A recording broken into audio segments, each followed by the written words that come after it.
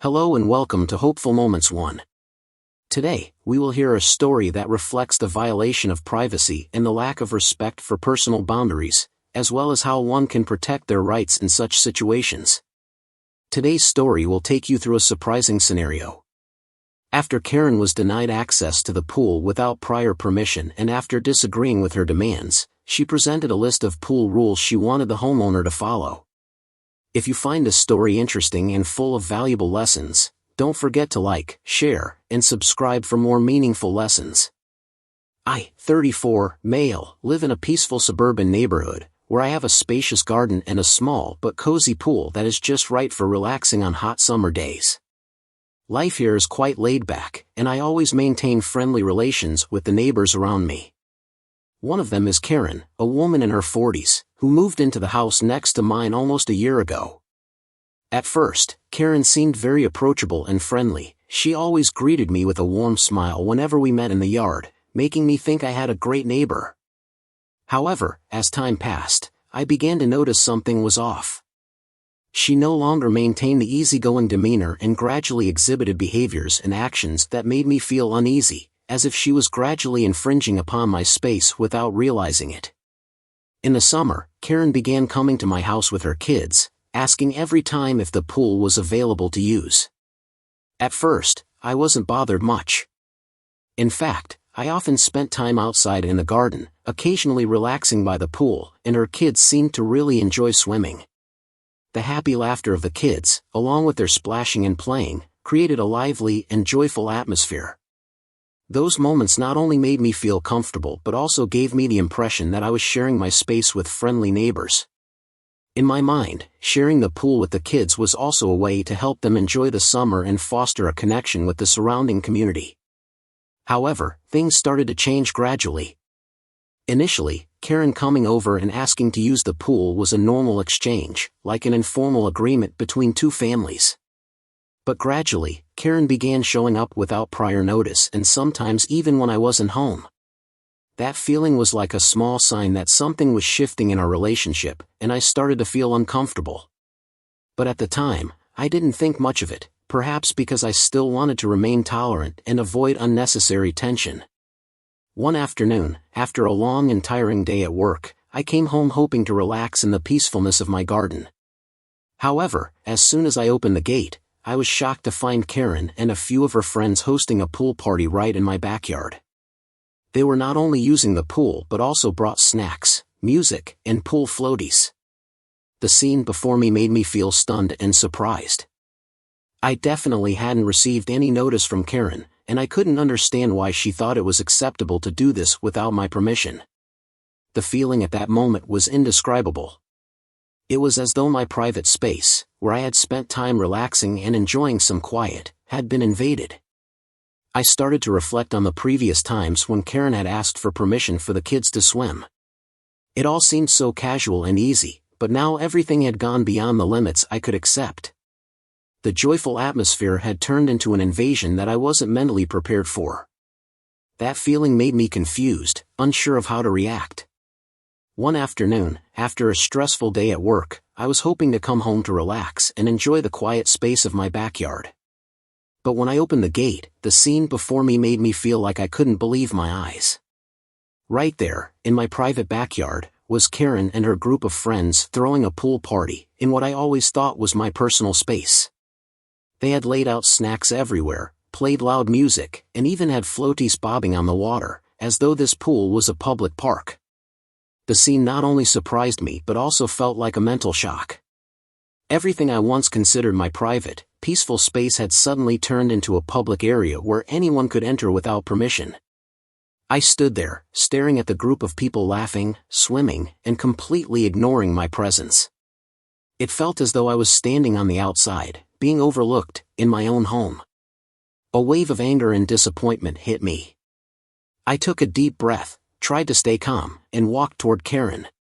The group looked at me, but none seemed to understand the seriousness of the situation. When I confronted her, contrary to my expectations, Karen acted as though nothing was wrong, as if this was perfectly normal.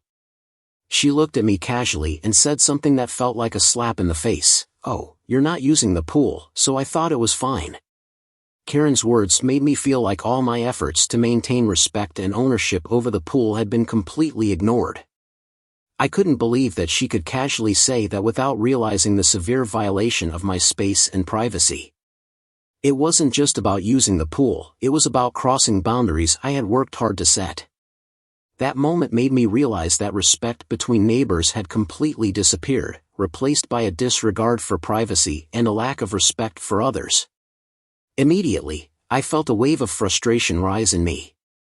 Part of me wanted to criticize and demand she stop her actions, but another part of me felt incredibly confused and couldn't understand why Karen could behave this way. In my mind, respect had always been a crucial element in neighborly relationships. But now, I realized that Karen's understanding of respect was perhaps just a vague concept that she didn't comprehend. Standing in front of this situation, I not only felt offended but also helpless. The respect I had expected from those around me seemed to have no value anymore, and I knew I had to do something to protect my space, so I wouldn't have to continue facing such disrespectful actions. I tried to take a deep breath, trying to remain calm in this awkward situation. Although I was feeling a surge of anger inside, I knew I couldn't let my emotions control me right now. I looked at Karen, striving to keep my tone as composed as possible, but I couldn't hide the determination in every word. Karen, I would really appreciate it if you would ask for permission before coming over, and I cannot accept you using my pool without my consent. This is my private space, and I want to have control over who uses it. These words were not just a simple request but a reminder about ownership and respect, something I felt I had to repeat far too many times. Once I finished speaking, I couldn't help but feel like everything around me was starting to feel suffocating. My patience was being tested to its limits. Karen stood there, silent for a moment, and in that instant, I could feel the tension in the air. She looked at me with a displeased expression, as though my requests were an attack on her rights. Her expression immediately shifted from casual to a clear irritation. I could clearly see the frustration in her eyes, but I also realized that she didn't want to escalate the situation, even though she probably didn't agree with me at all. Eventually, Karen reluctantly nodded, but her response made me feel like I wasn't really being heard. She said in a flat tone, with a clearly unsatisfied look, "All right, I'll follow the rules." Her words didn't carry any persuasion or sincerity. It felt more like a compromise just to end the conversation, as if she was trying to wrap things up without really understanding or respecting what I was asking. Her lack of understanding and her reluctant attitude made me feel like I was accepting an empty concession, and that only added to my growing sense of disappointment. Although I tried my best to remain calm, I couldn't help but feel that a part of me had been hurt. The feeling of being disregarded and dismissed made me reflect a lot. What I expected from Karen wasn't just her agreeing to my requests, but genuine understanding and respect for the boundaries I had set. However, what I received was mere reluctance, making me feel like all my efforts had been in vain. I didn't know how much longer I could continue to be patient with her. Last week, things had gone too far to be acceptable. I was relaxing at home when I suddenly heard a knock at the door. When I opened it, there was Karen, holding a piece of paper with a long list of pool rules that she expected me to follow. It felt like a huge shock, and I couldn't believe my eyes. The paper she handed me wasn't just lengthy but filled with absurd demands, making me feel like everything had crossed a line. Among the list, there were things that left me stunned, such as no swimming after 5 p.m. because, according to her, her children had a strict bedtime. No loud music when her family is outside because the sound bothers them. On weekends, the pool had to be reserved for her and her children, with no one else allowed to use it. When I looked at these demands, I couldn't believe she would ask me for such unreasonable things. She even suggested that not only my pool had to follow these rules, but it seemed like my entire backyard had to become a part of her family's schedule. I felt like I was being caught up in an unbelievable joke, but everything was completely serious. My initial surprise and confusion quickly turned into anger as I realized she truly thought I would accept these demands. Sitting there, I tried to control myself, not letting my anger overpower my reason. But what I was facing wasn't just a simple request for respect, it was a clear violation of my space and my freedom. Karen didn't just want to use my pool, she wanted to control how I used my own private space. These demands weren't just unreasonable but an act of takeover, as if she had the right to decide everything about where I lived and what activities I could do. It was a completely new feeling, as if everything I had been trying to build and protect in my life was being threatened by someone who had no concept of boundaries. I began to wonder if she really thought I would agree to these rules. I couldn't believe someone could ask so directly and without hesitation like this. The frustration swelled within me, and I realized that if I accepted, I would not only lose the ownership of my space but also the basic respect that I deserved. At first, when she made these requests, I really couldn't believe my ears. My mind thought she was joking, because no one could be serious when asking for such unreasonable things. It felt like a light shock, as if I was being tricked or participating in some kind of joke. But then, after looking into Karen's serious eyes and her stern attitude, I slowly realized that she wasn't joking. She genuinely thought I would agree to these rules. I stood there, stunned for a moment, feeling like I was in a bad dream and couldn't wake up. The feeling was hard to believe, a mix of surprise, anger, and disbelief. I tried to calm myself down, but I couldn't stop feeling that everything had crossed a line. Then, I laughed, not in joy, but because the situation seemed utterly unacceptable. I said to her bluntly, without hesitation, "There's no way I will follow any rules you set for my pool." I felt like I was standing on solid ground, ready to defend my privacy and my freedom. But her reaction left me even more stunned. Karen didn't just misunderstand, she became angry, as if I was the one in the wrong. Her words hit me like a big wave, as she launched into harsh criticisms, calling me selfish. She said I was ruining the community spirit, and that I wasn't being fair to the children, who just wanted to enjoy a little fun in a space they should have the right to enjoy.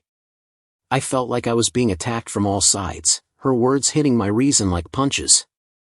Especially when she insisted that I was damaging the community spirit, I felt confused. I wondered, does she really think I'm living in a community where everything must be shared with no boundaries? I couldn't understand why she would see me as the bad guy for simply wanting to have control over my own space. Every word she said made me feel more powerless, as if I didn't have the right to defend my interests and personal space. At that point, I truly felt as if I were being pushed into an inescapable situation.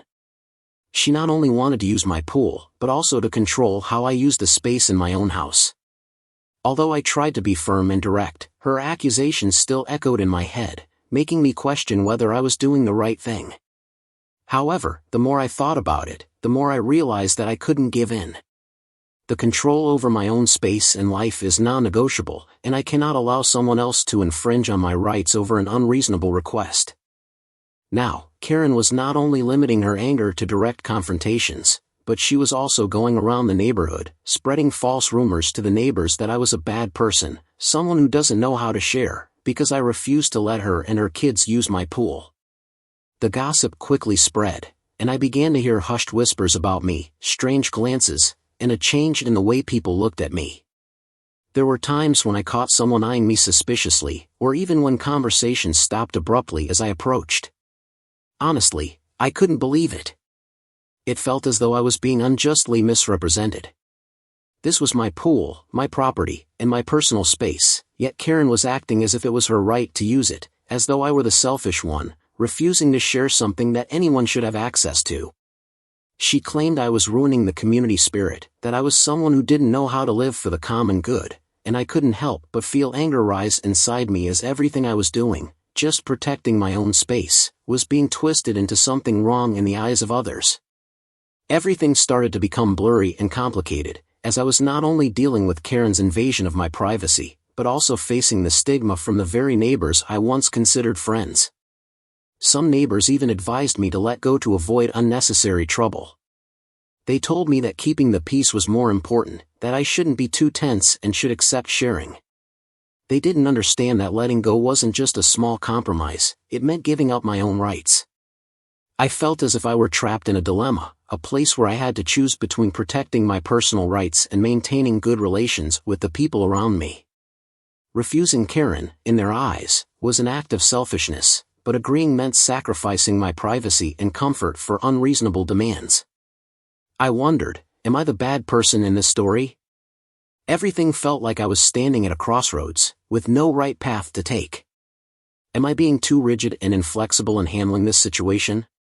Or do I really have the right to protect my personal space without worrying about being criticized or causing tension with the people around me? I felt as though I was being pushed into a situation where every step I took could lead to an unpredictable consequence. Honestly, I felt stuck between two conflicting choices: protecting my personal rights, what belongs to me and my family, and maintaining harmony with the neighbors, people I once thought of as friends. Facing criticism from people I had lived with in the same neighborhood made me feel alienated and lonely. Had I ever faced such a difficult decision before? Is it possible to find a balance between protecting personal rights and maintaining peace in the community? To let everyone know, my backyard fence doesn't have a lock. I took your advice and decided to buy a combination lock, which I'll install tomorrow. Some people suggested I install a camera, but I already have one. It just doesn't directly face the pool, it only faces the entrance of the fence to monitor people coming and going. So, I installed the combination lock on the backyard fence, thinking this would be the simplest way to solve the problem without having another awkward conversation with Karen. Plus, I also realized you were absolutely right about legal responsibility. I didn't want to face any consequences if someone got hurt while using my pool without permission. Of course, Karen noticed the lock almost immediately. It didn't take long before she was standing in front of my door, her face full of anger, accusing me of locking the kids in the neighborhood and treating her family like criminals. She continued to criticize me, saying I was overreacting, and asking why I couldn't let them use the pool like before. I couldn't hold back anymore and bluntly said that I needed privacy and control over who uses my pool. After all, this is my backyard, not a public park where anyone can come and use it. She rolled her eyes, called me selfish, and said I lacked empathy, etc. In fact, after installing the lock, I felt much more at ease. Although I still felt a bit awkward facing Karen, I would rather do that than let her continue treating my backyard like a public pool with no boundaries. I felt I had done the right thing, and once again, thank you for your support throughout this process.